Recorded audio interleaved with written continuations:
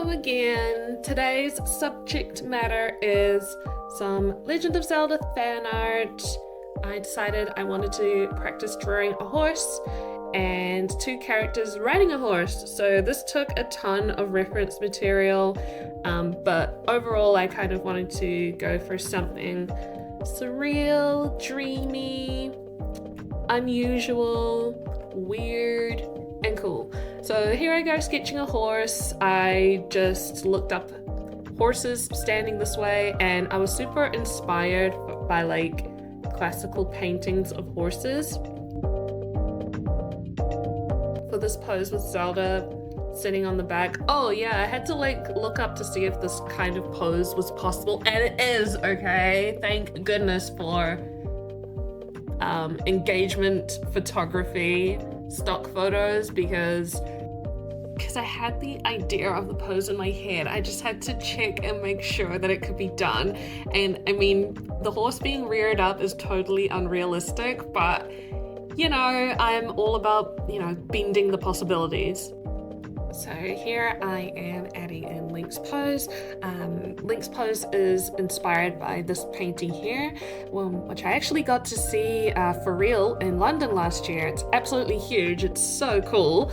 And so he's not dead. He's supposed to be like asleep, but actually it doesn't matter. It can be what you want it to be. I just wanted him to like be lifeless and not be the center of attention in this photo. The center is Zelda.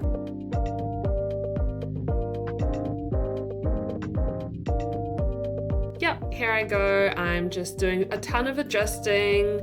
The composition was important and so was the poses.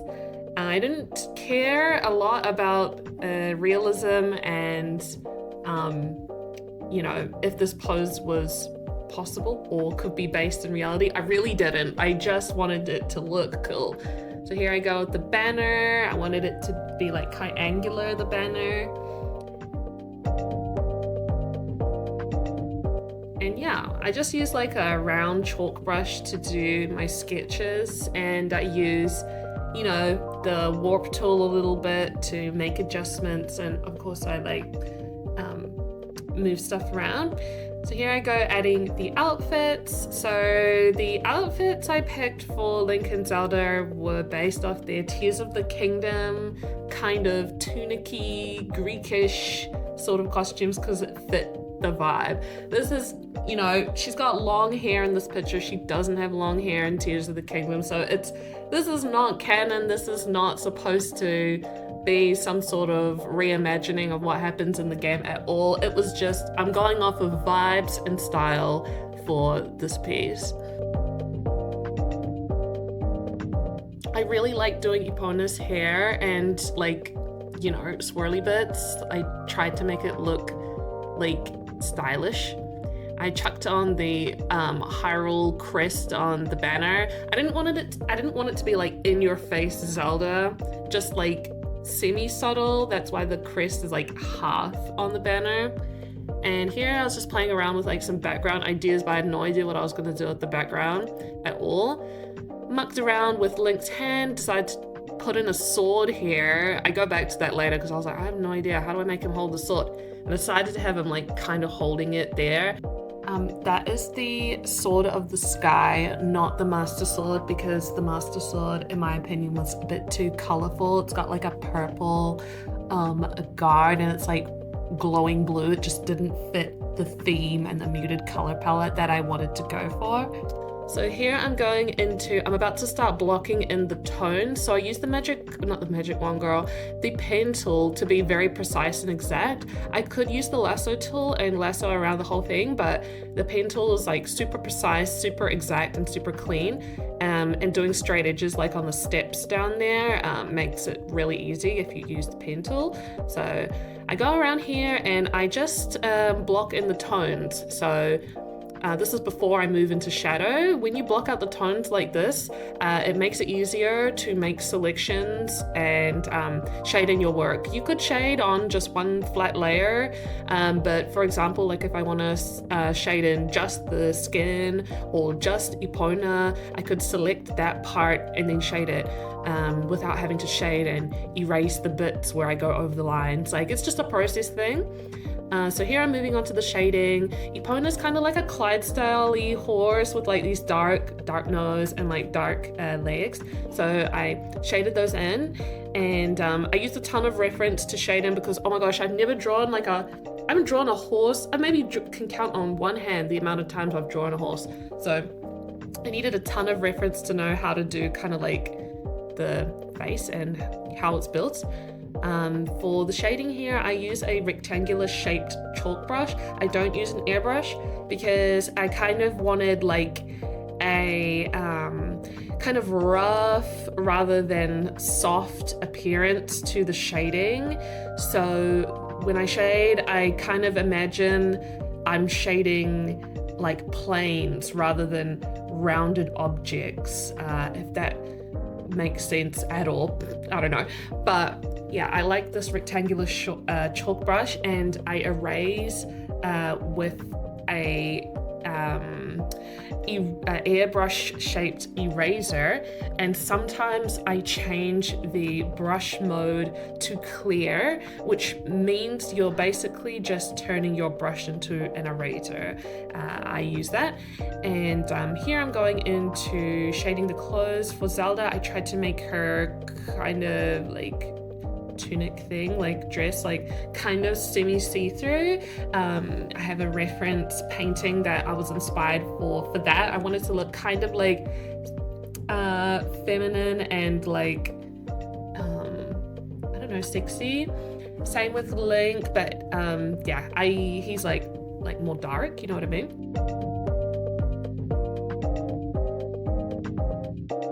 Here I'm doing some more shading on her sash, I guess. So this is like loosely based off their Tears of the Kingdom outfits. Obviously this is not how they're dressed in the game, but to like fit the style. Here I'm doing some shading in the hair. I end up building on this shading quite a bit to try and crank up the contrast. I wanted some really darks, like really dark shadows for this one.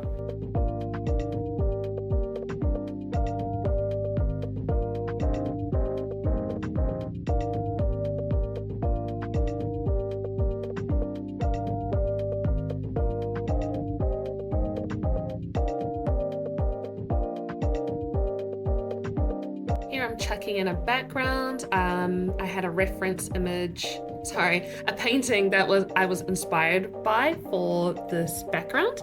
I wanted it to look really dreamy, like really surreal, and that's kind of what I was going with for here. So here I'm just refining some of the shadows and adding in the Hyrule Crest tones there. Here I'm adding in the highlights. Oh, so that before was a like blend mode, and this is an overlay blend mode for the highlights. This could totally be all on one layer. You don't have to use blend modes. You could just go straight in, but you know, each to their own type thing. Either method works for this. So same as before, rectangular chalk brush. And I'm adding in some highlights here. I wanted to have really dark darks and really light lights. And I tried to make, and you'll see with the coloring stage, I try to make Zelda a bit more like illuminated than Link. My whole sort of like concept for this is like, Link is like passed out from battle and he's dying, and so like he has like a dream of being saved by Zelda, and she's like a dreamy angelic apparition, and it's not really happening. That's like my idea. So here I added a ribbon because I thought like the composition needed like some oomph, like it needed something. So I added in this like ribbon here, and here I go in shading the ribbon. I just think these ribbons just look so cool. And I add in some text. I had no idea what to put. I was like looking up Zelda quotes, but nothing iconic stood out except for obviously the "it's dangerous to go alone, take this" type thing. But yeah, I was quite stumped. Anyway, so here I'm going into doing the color. So I use gradient maps. If you've seen my CLM Phylum video, I talk about using gradient maps. Basically, you'll see in a bit because the gradient map window hasn't popped up just yet. But basically, gradient maps means that you select the area that has been shaded in, and then assign a color for the darkest part and assign a different color for the lightest part. So for example, if I assign the darkest parts to be red and the lightest parts to be blue, Photoshop or what program you're using will do a gradient between those two colors for the darkest to the lightest. So I experiment a lot with them. Okay, here you can see it's popped up, me using gradient maps. So you can see kind of like, it's probably hard to tell, but I never go white for the lightest end of my gradient map, or I rarely do. Usually I'll pick a color, and for this painting, like the lightest end of the gradient map is like a light blue. So like in Epona's hair, the lightest part of her hair is not white. It's like a bluish, it's got a bluish tint to it. So that's like a quick way to add color. So I've done the background sky. You can see my reference image. I've kind of taken inspiration of the color scheme they used for that background sky. I really like it. And I'm doing a gradient map for the ribbon. I wanted it to be like gold. And for Link, he is less saturated than Zelda. It's all over quite muted, but I wanted him to be like more dull. And so here on a new layer, on a multiply layer, I'm adding in just a little bit of depth. So on the skin with my rectangular chalk brush, I'm adding some orange. I really love to add orange to skin and orange to hair. It just adds some like color and some life, but I'm not adding it on Link as much because I want him to look a bit more dull and like he's not the star of the show. Do you know what I mean? Like I want Zelda to be like the star, but she's like a dreamy apparition, like in my mind, like at my concept. Like she doesn't have any shoes on, like he's just dreaming, like she's come to save him in his dream, but it's not really happening. Anyway, it's got nothing to do with the process, it's just my thought.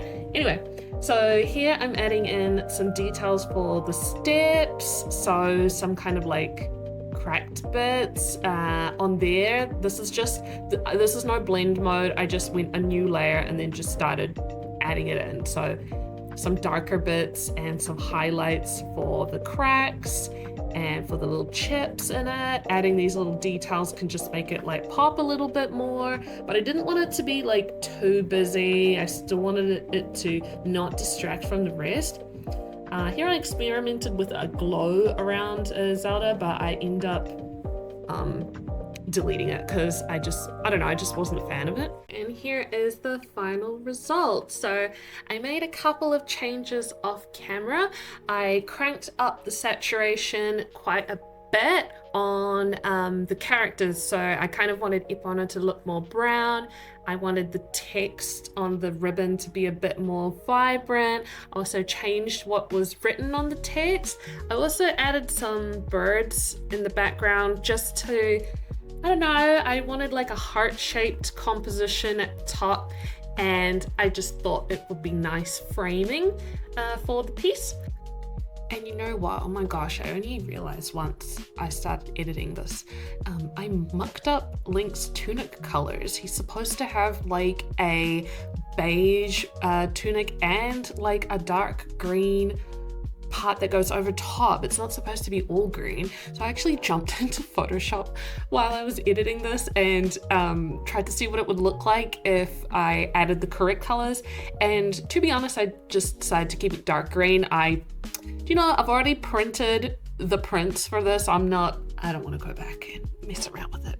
Also, the lack of punctuation in Hero's Fate and It's Dangerous. Hand on heart, it's intentional. Okay, like this banner is inspired by classic Latin text on classical paintings, and they don't use punctuation. So putting punctuation made it like not fit the vibe. Like That's why I swear I know how to use an apostrophe. So let me know what you think. Do you think this is cool and surreal and interesting? Or do you think this is unrealistic and the pose doesn't make sense? Like look at her. She's riding bareback, barefoot, and gripping Epona's mane. We are not here for realism. We're just here for vibes and cool looking art. So please don't come for me. I'm just trying to have fun. But I hope you liked this video. If you want to see more of my stuff, please check out my website, and I will see you next time.